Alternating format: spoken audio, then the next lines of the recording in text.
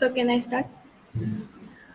A very good noon to you all. On the third day of presentation season semester 3, I am going to explore the topic which is a comparative analysis of madness and female identity in white Sargasso Sea and the mad women in the attic in the paper of the post-colonial studies. These are my personal details and these are some of the points which I am going to discuss in my entire presentation. The very first question arises is that what is post-colonial studies? So post-colonial study is questioning whoever is in the power or authority, and as we all know that questions always creates a kind of awareness among the people. Post-colonial studies also brings up a new way, and it mainly studies it gives a voices to the voiceless people. So that is the, we can say, basic understanding or definition about the post-colonial studies. And beginning with the introduction of both the texts, the White Sargasso Sea and the Mad Women in the Attic. Reading the full title of the book, The Mad Women in the Attic, The Women Writer and the 19th Century Literature, is a 1979 book by Sandra Gilbert and Susan Goober. It examines Victorian literature from a feminist perspective. It is about an analysis of Victorian women writers and path-breaking book of a feminist literary criticism. Sandra Gilbert and Susan Goober reveals the origins of their revolutionary realization in the 1970s that the personal was the political, the sexual was the textual. Judith Schwelz in the New York Times book review called this book as a feminist classic work. So this slogan, the personal was the political and the sexual was the sexual was the textual. This is a slogan by by feminist writers, and it highlights that the issues of political and social can be explained in the content, in the content the way they want. It is not associated with the broader context of political and social. So that is how this slogan emerged in the time between 1960s and 1970. So that is the feminist slogan. The book depicts Jane Austen, Jane Austen, Mary Shelley, Charlotte Bronte, and Emily Bronte, George Eliot, Elizabeth Browning, Christina Rossetti, and Emily Dickinson. The title of the book refers to the character Bertha Rochester in Charlotte Bronte's novel Jane Eyre, who does not only suffer from madness but also serves as a double for the character of Jane. Gilbert and Gubar contend that Jane's central confrontation of the text is not only with Mr. Rochester but with Bertha and her manifestation of Jane's emotions also. Bertha Mason is the only true mad woman in the attic in Sandra Gilbert and Susan Goober's critical study. So the title of this book is taken from the Charlotte Bronte's novel Jane Eyre, and that novel is about the love story between Jane and Mr. Rochester. And in that novel, we can understand that how the love story emerges between Jane and Mr. Rochester, and that is how Bertha Mason became one of the important link between both the texts. About the White Sargasso Sea. White Sargasso Sea is a 1966 novel by Dominican British author Jane Rice. The novel serves as a post-colonial and feminist prequel to Charlotte Bronte's novel Jane Eyre. White Sargasso Sea, a masterpiece of modern fiction, was Jane Rice's return to the literary center stage. Earlier, she had her startling career and was known for her extraordinary prose and haunting women characters. With this novel, she ingeniously brings into light one of fiction's most fascinating characters, the mad woman in the attic from Charlotte Bronte's Jane Eyre. This mesmerizing work introduces us to Antoinette Cosway, a sensual and protected young woman who is sold into marriage to the prideful Mr. Rochester. Jane Rice portrays causeway amidst a society so driven by hatred and spewed in its sexual relationships that it can really drive a woman out of her mind. So, this white surrogacy is a very important work by British author, Dominican British author Jane Rice. It is written in the year 1966 and also published in the same year. This novel is divided into three parts. The first and the last part is narrated by Bertha Mason, while the middle part is narrated by Mr. Rochester. And according to Sandra Gilbert and Susan Goober, they argued that the woman right, as we know that the Mad Women in the Attic, that book examines the feminist perspective and feminist perspective, and that is why they both argued in the book that women have to write in a particular manner, because that time it was a society which is dominated by male. So that is how women writers have to write in that particular manner, and they have to portray their female characters either as an angel or as a monster. So that is how it books depicts that how this due to this male dominance society, it affects upon the women writers. From that perspective, we can take the example of Virginia Woolf. That Virginia Woolf also was a kind of rebellious writers, but due to the male dominance, she also have to suffer lots of problems. And in her biography, we know that she also suffered from depression, and she became mad, and she committed suicide. So that is how we can consider, or we can take Virginia Woolf's example as the mad woman in the attic. We can put Virginia Woolf in that category of the mad woman. The mad women in the white Sargasso Sea. Bertha Mason in the attic served as a warning to other rebelling women against the patriarchy social restraints.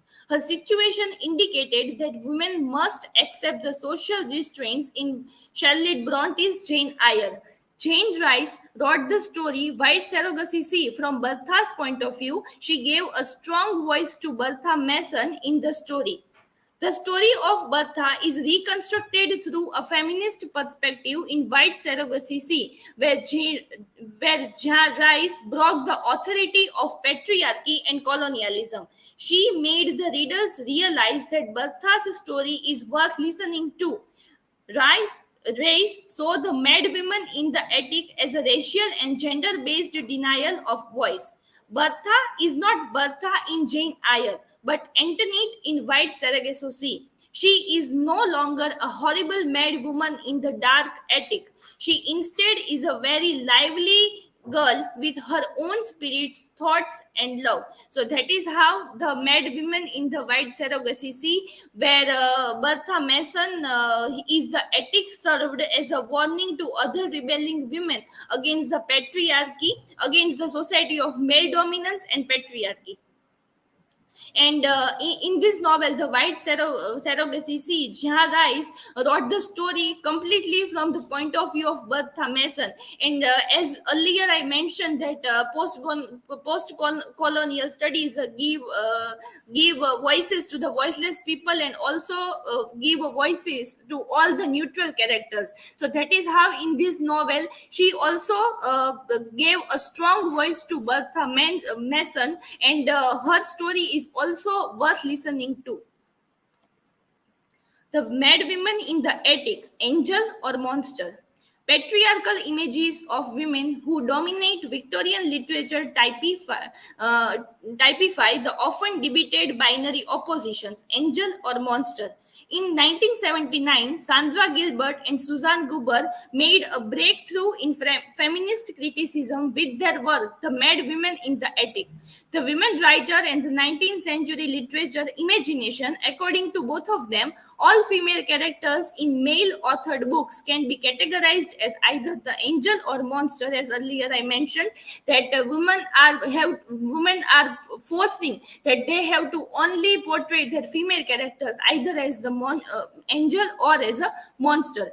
The angel character was pure, dispassionate, and submissive. In other words, the ideal female figure in a male dominated society. In sharp contrast to the angel figure, the monster female was sensual, passionate, rebellious, and decidedly uncontrollable. All qualities that caused a great deal of anxiety among men during the Victorian period. However, Charlotte Bronte did not limit her characterization to this strict dichotomy between monster and angel. Jane possesses many of the qualities of the so called angel. She is pure, moral, and has a controllable behavior.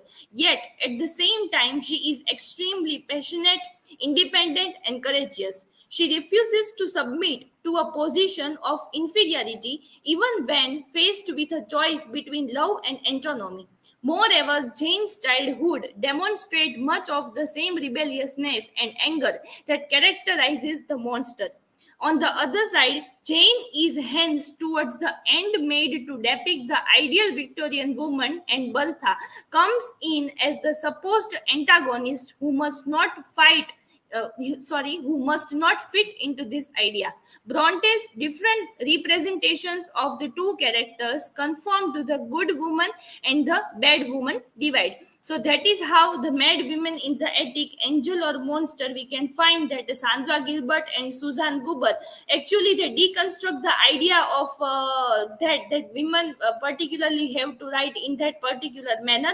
They both counter argue with that it is not like that only women have to write or portray their female character as an angel or monster, but they counter argue in that book, and that is why this book we can examine as a path breaking book of feminist criticism.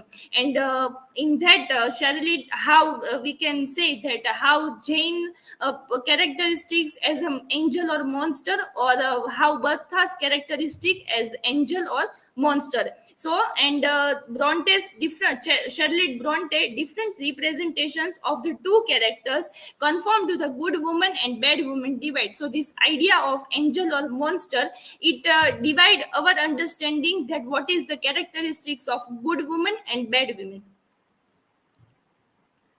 Antoinette's struggle identity. In Jane Rice's highly acclaimed novel, White Sargasso Sea, we notice that Antoinette suffers while she struggles to develop her own identity in the face of social, cultural, and racial rejection. Several factors contribute to the crisis of identity that Antoinette faces. In one of the article, Query 2013 studies the fragmentation of Antoinette's identity and shows that how ethnicity, gender, social class, and status from the basic constitutes or dynamics of identity development. She states that Antoinette has a fragmentary identity that is constructed through various constitutes, this being her race and ethnicity, her gender, a post colonized, and also because of shifting class and status. All these constitutes or dynamics help to the understanding of Antoinette's identity.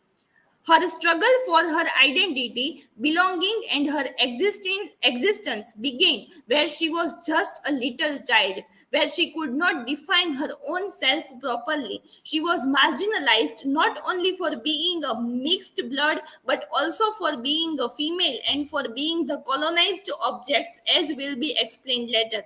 Antoinette's Antoinette's identity crisis reaches at its peak with her marriage that has been arranged by her stepfather, Mr. Mason, and his son, Rochester. So, when Bertha and Rochester are married with each other, at that time we can say that it was a kind of marriage which is not happened in the because of love, but it has been arranged by a stepfather. So, there was no any kind of love in that marriage. The symbolism of attic. Attic means cage.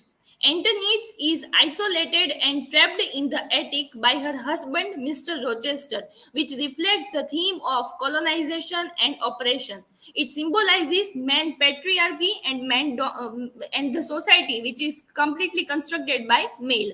The attic is the place where Antoniette's descent into madness becomes more apparent.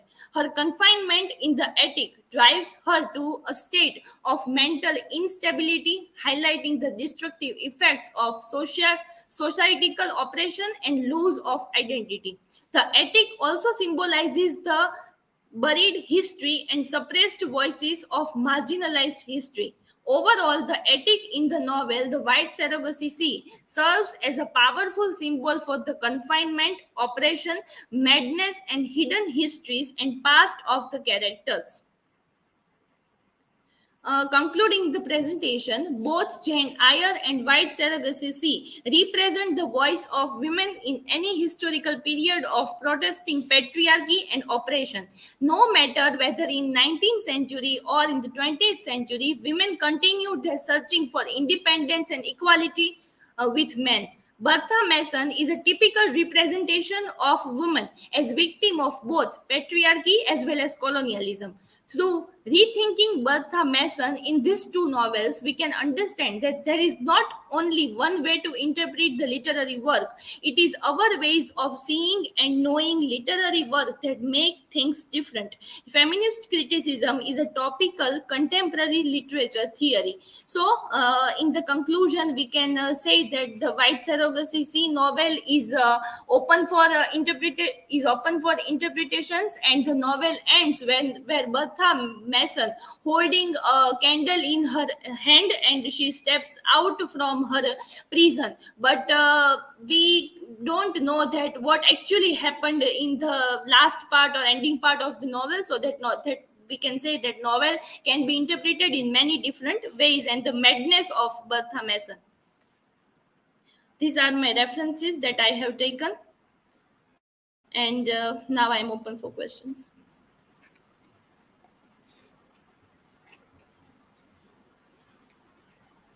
Heather, my question is that are there any common symbols or motifs related to madness and female identity that appear in the both texts? Yes, there are many common symbols that we can relate with the madness and female identity.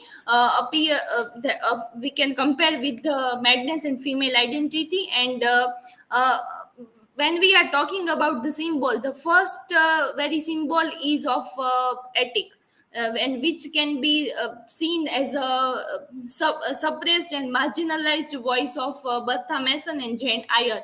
And in the novel of Jane Eyre by Charlotte Bronte, we can see that even Jane's childhood is also very traumatic, where her aunt is not taking proper care of her.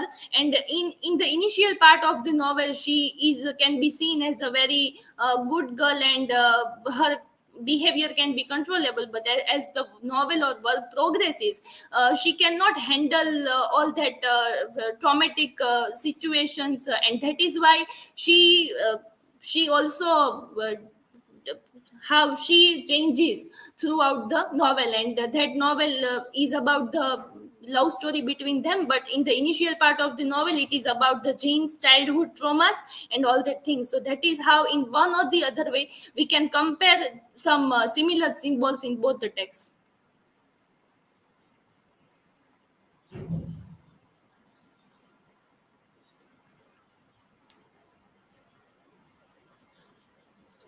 Hector, my question is how the character of Bertha or Antoinette differs in the both of the works, Jane Eyre and White Sargasso.